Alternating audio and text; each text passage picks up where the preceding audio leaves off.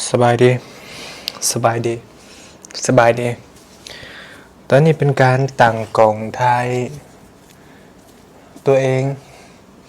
มีทั้งหมดรวม3กล่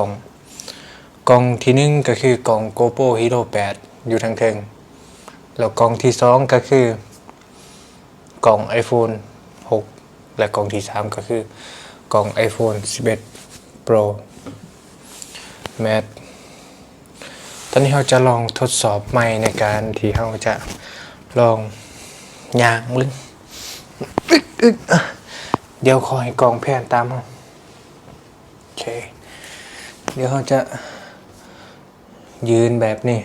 ย่างแบบนี้แล้วจะไขประตูแล้วก็ย่างออกไปเราจะย่างยังไงวะดูสัญญาณยังไงบ้างตอนนี้ลองย่างกลับไปหลังจากนั้นเราก็จะย่างเข้ามา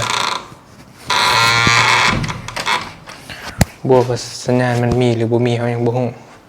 แต่ตอนนี้แน่ๆก็คือสัญญาณมันมีแน่นอนเพราะเขาเห็นตารางของสัญญาณมันขึ้นอยู่ไฟโตฮับเต็มไฟโตทรงบ่เต็มปานใดแต่บ่เป็นหยังคืนนี้เขาจะลองสากให้มันเต็มคือกันนี่เป็นการบันทึกระหว่าง3กล่อง iPhone 6กล่อง GoPro และกล่อง iPhone 11 3กล่องที่บันทึกในเวลาเดียวกัน